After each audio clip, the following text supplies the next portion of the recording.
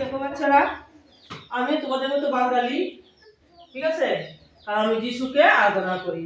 কারণ কি জানো, এই যে পাথর আর নদী আর জল, তাকে আমি সেবা করি না। কারণ এগুলা আমাদেরকে ব্যবহার করার জন্য ঈশ্বর দিছে। কিন্তু যিশু খ্রিস্টকে আমরা কেন মানছি আমি জানো? আমি তোমাদেরকে বলি, যিশুকে মানছি কেন? আমি যে জীবনে পাপ করছি, পাপ কষ্ট দুঃখ ভোগ ছিল আমার জীবনে, কিন্তু যিশুকে নেওয়ার পরে আমার জীবন পরিবর্তন হয়েছে। তাই তোমাদের কাছে এই সুবার্তাটা বলতেছি, যিশু খ্রিস্ট সারা জগতের মানুষের জন্য পৃথিবীতে আসছে। শুধু খালি খ্রিস্টানদের জন্য না, আমেরিকার জন্য না, লন্ডনের জন্য না, সারা পৃথিবীর জন্য যিশু পৃথিবীতে জন্ম নিয়েছে। যে কোনো ব্যক্তি বিশ্বাস করে সে বিনাশ হবে না। বিনাশ আর জগতের উন্নতি দুইটা জিনিস আলাদা। তার জন্য যিশু দুনিয়াতে আসছে যেন বিনাশ না হও, তোমরা অনন্ত জীবন পাও। যে যিশুকে বিশ্বাস করে সে বিনাশ হবে না। কুরআনে লেখা আছে, আমাদের বেদেও লেখা আছে, যিশু সম্বন্ধে এক কুমারী একটা পুত্র জন্ম দিবে, সেই পুত্রটা হবে মানব জাতির কল্যাণ। কুরআনে লেখা আছে যে একজন আসবে উদ্ধারের জন্য।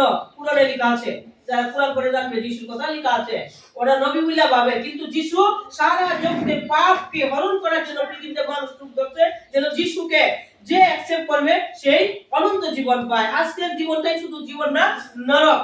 এরা বলে জান্নাত। জান্নাতে যখন যাইবে না, তখন বুঝতে পারবে জান্নাতের জ্বালা কি। ঠিক আছে? এর জন্য এই দুনিয়াতে তুমি রেজাল্ট পাবে। রেজাল্ট এই নিয়ে পরীক্ষা দিতে হবে।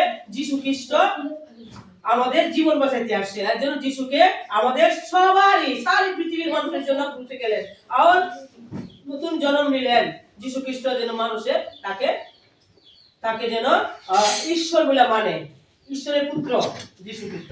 তার জন্য বাচ্চারা আজকে কিশোর তোমরা করছো, সারা বছর পড়তেছো, আজকে থেকে তোমাদের জীবনের জন্য প্রার্থনা করো। যিশু ধর্ম দিতে আসে নাই, যিশু হচ্ছে ধর্মের ভিতরে যারা আছে তাদেরকে বাইর করতে আসছে। ধর্মে পয়সা গইলা মানুষ মরতেছে যে আমি অমুক ধর্ম, ঠিক আছে?